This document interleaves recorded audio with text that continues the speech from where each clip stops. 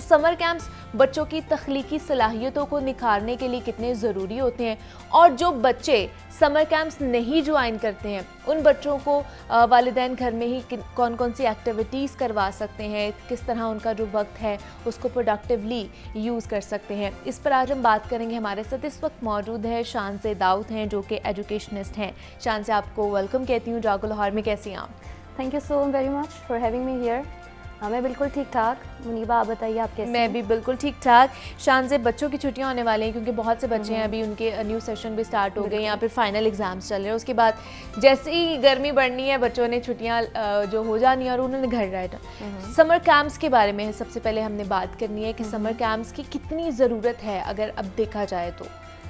आपने जैसे पहले जिक्र किया कि समर कैंप्स का जो आइडिया या जो कॉन्सेप्ट आपके माइंड में था, वसी और रीज ग्राउंड मौजूद होने चाहिए, वहाँ पर बच्चों के लिए तमाम तर सहूलियात मौजूद होनी चाहिए, खेलने का सामान, तकरीरी मुकाबले, ये सब चीज़ें बिल्कुल हैं। और समर कैंप्स बच्चों की तख्लीकी सलाहियत बढ़ाने के लिए कितने इम्पॉर्टेंट हो सकते हैं, मेन मुद्दा ही है। सो समर कैंप्स वाकई ज़रूरी हैं बच्चों की पर्सनालिटी ग्रूमिंग के लिए, उनके फिजिकल स्ट्रेंथ के लिए, उनकी क्रिएटिव लर्निंग के लिए। बिल्कुल। पहले जो ज़माना था ना मुनीबा, हमारे ज़माने में, उसमें समर कैंप्स बड़े सादे से होते थे। स्पोकन लैंग्वेज कोर्सेज हो गए, आपको पेंटिंग करवा दी, ड्राइंग करवा दी, दैट्स इट। हाँ, कोई बहुत एडवांस लेवल का होता था तो उसमें एक आउटडोर गेम इंट्रोड्यूस करवा दी जाती थी, जैसे कि स्विमिंग हो गई या बैडमिंटन हो गया या टेनिस हो गया।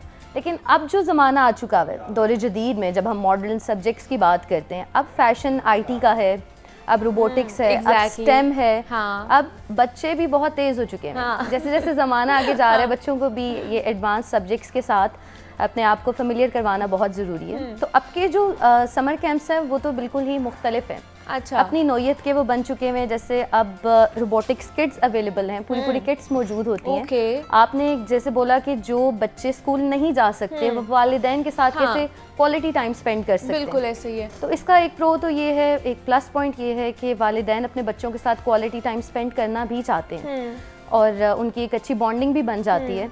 हाँ, सब्र का उनका इम्तिहान होता रहता है, बट ये बहुत ज़रूरी है कि पेरेंट्स और बच्चे आपस में टाइम गुजारें।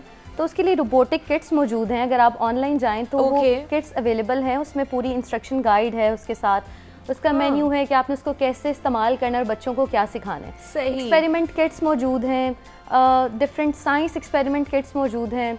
इसके अलावा आईटी से रिलेटेड काफ़ी छोटी छोटी एप्स कोडिंग की हैं, क्योंकि आपने अगर मशीनों से बात करना है तो उनकी ज़ुबान में करना है, उनकी ज़ुबान सीखनी चाहिए। हाँ बिल्कुल ऐसे तो उसके लिए कोडिंग जो लैंग्वेज है, मशीनों की लैंग्वेज, वो एप्स मौजूद हैं, ऐसे कोर्सेज मौजूद हैं। तो ये सब चीज़ें अब कोविड का भला हो कि उसने हमें इंटरनेट के साथ इस तरह से कनेक्ट कर दी है कि घर घर में बच्चे बच्चे के पास हर चीज़ की रसाई मुमकिन है और वो जब चाहें वो ये सब सहूलियात आराम से ले सकते हैं, उनको प्रोवाइड की जा सकती है। लेकिन मुझे शान से ये बताइए, स्कूल्स में किस तरह के आजकल अगर समर कैंप्स लगाए जा रहे हैं, उनका इनिशिएटिव लिया जाता है, अगर अभी भी लिया जा रहा है बहुत से स्कूल्स बिल्कुल किया जा रहा है। देखिए, पाकिस्तान में ना अभी तक रेजिडेंशियल जो कैंप्स हैं वो स्टार्ट नहीं हुए। Residential camps is an idea जो कि 18th सेंचुरी में वाशिंगटन में यूएस में स्टार्ट हुआ था।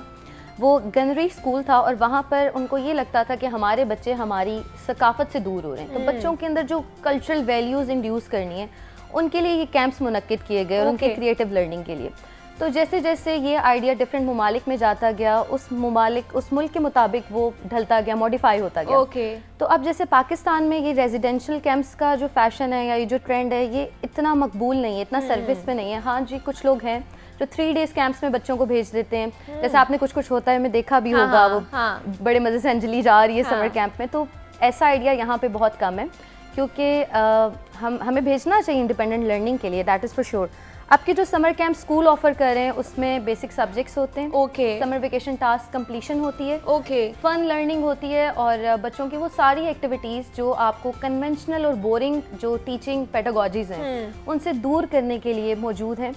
सो बच्चे एक फ़न इन्वायरमेंट में अपने एज फेलोज़ के साथ सीखते हैं और लर्न करते हैं। तो वो बहुत ज़रूरी है बच्चों की ग्रूमिंग के लिए और उनकी ग्रोथ बहुत ज़्यादा। और ये सारे ही जितने भी स्कूल्स हैं ये सारे ऑफर कर रहे हैं? सारे नहीं कर रहे होते, हर एक की अपनी पॉलिसीज़ होती हैं, बिकॉज आप उनसे ऑलरेडी समर फ़ी चार्ज कर रहे हो।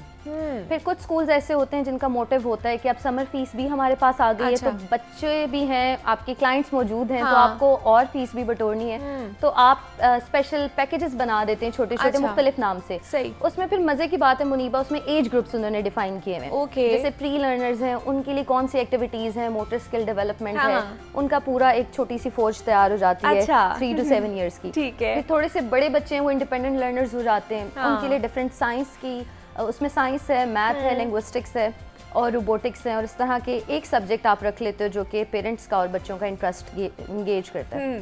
फिर उसके बाद जो बड़े बच्चे हैं उनके लिए आप जैसे तकरीरी मुकाबले और इस तरह के performing arts, theatre, Punjabi, different languages, French spoken, मतलब जिसमें भी उनका इंटरेस्ट है। तो वो आपको एक काफ़ी बड़ी लिस्ट दे देते हैं, आप उसमें से सेलेक्ट कर लेते हो। मैं एक और चीज़ देखती थी आजकल, क्लब्स बड़े इंट्रोड्यूस हो गए हैं। अच्छा। PBL बोलते हैं प्रोजेक्ट बेस्ड लर्निंग को। ओके। तो अब जो PBL अप्रोच है इसके मुताबिक छोटे छोटे से क्लब्स बना दिए गए हैं। जैसे कि मैं आपको बताऊं कि आपका बच्चा IT में खुश है, ये मेरा बच्चा कराटे में खुश है, जिम्नास्टिक में, तो डिफरेंट क्लब्स बना दिए जाते हैं। तो जिसका जो इंटरेस्ट होता है, अगर वो सिंगिंग में है, वो म्यूजिशियन बनना चाहता है, उसको कोई टूल्स पसंद है, आप उस क्लब में बच्चे को भेज देते हो। अब उसमें मजे की बात क्या है कि उसमें एज लिमिट नहीं होती। ओके। तो उसमें आप अपने से बड़े और अपने से छोटे से सीख रहे होते हो। तो फिर बच्चों को फैसिलिटेट करते हैं, ये बड़ी खूबसूरत बात है। और ये हो रहा है लाहौर में? बिल्कुल लाहौर में हो रहा है। लाहौर में ऐसे 3-4 इदारे हैं, अच्छा। मैं उनका नाम नहीं ले सकती ऑफ कोर्स, बट 3-4 इदारे हैं जो ये करवा रहे हैं। ओके। और वो वाकई PBL अप्रोच है, प्रोजेक्ट बेस्ड लर्निंग है, जिसमें आप पेरेंट्स भी जाकर देख सकते हैं और वो वहाँ पर जाकर एक्सपीरियंस कर सकते हैं कि उनके बच्चे किन मराहिल से गुजर कर क्या क्या सीख रहे हैं। काफ़ी चीज़ें ऐसी होती हैं जब हम बच्चों को सिखा रहे होते हैं तो हम भी सीख रहे होते हैं, खुद भी सीख रहे होते हैं। हाँ। अब जब ये ऑनलाइन वाला ज़माना आया था तो मदर्स को काफ़ी सारा क्यूरिकुलम आ गया था, उनको ये समझ आ गया था पढ़ाना कैसे है। और इसके बाद तो काफ़ी मदर्स थी जो टीचर्स बनकर सामने आई। बहुत सी ऐसी भी आप भी जानती हैं, मैं भी जानती हूँ कि वो खुद भी बच्चों को पढ़ा रही हैं। हाँ जी, उन्होंने घर में सीखा कि अच्छा ऑनलाइन क्लास का क्या डेकोरम है, किस तरह स्टार्ट करनी है, किस तरह कौन सी एक्टिविटी कैसे करवानी है, और फिर उनको जब वो पूरा समझ आ गया कि अच्छा इस तरह से करना है। सो ये एक चीज़ थी जो ये इंटरनेट तो पहले भी था शान से, लेकिन कोरोना की वजह से ज़्यादा हमें पता चला है। हाँ, इस्तेमाल नहीं था, बच्चों को तो इतना पता था लेकिन बड़ों को इतना उसका यूजेज का नहीं पता था कि किस तरह हमने करना है। लेकिन कोरोना की वजह से फिर हम लोग बहुत ज़्यादा आगे निकल आए, एडवांस्ड हो चुके हैं। लेकिन मुझे बताइए कि फिर हमें समर कैंप भी उनको ज्वाइन कराना चाहिए और फिर इस तरह के क्लब्स भी ज्वाइन कराने चाहिए? देखें बच्चों क्या करें। एक मैं आपको 3C फार्मूला देती हूँ। ये बड़ा इंटरेस्टिंग फार्मूला है। ये जो भी पेरेंट्स अपने बच्चों को, चाहे वो होम स्कूल कर रहे हैं, घर पे आप उनको पढ़ा रहे हैं, चाहे आप उनको कन्वेंशनल स्कूल में भेज रहे हैं जो एक नॉर्मल स्ट्रीमलाइन स्कूल होता है, इसके लिए 3C's फार्मूला बहुत अच्छे से कारआमद है। 3C's का मतलब है there are 3 C's। Number 1 is confidence. C stands for confidence. So हमारा ये मोटिव होना चाहिए, ये ऑब्जेक्टिव होना चाहिए कि हम अपने बच्चों का कॉन्फिडेंस लेवल बूस्ट करें, उनकी क्रिएटिव स्किल्स बढ़ाएं। तो अब ये आप पे डिपेंड करता है आप उसको कैसे प्लान कर रहे हैं। क्या आप बच्चों को किसी सोशल गैदरिंग में लेकर जा रहे हैं? क्या आप बच्चों को कोई इन्वायरमेंटल एक्सपोजर दे रहे हैं? क्या आप बच्चों से सिर्फ बातचीत करके उनको कॉन्फिडेंस दे रहे हैं? नंबर 1।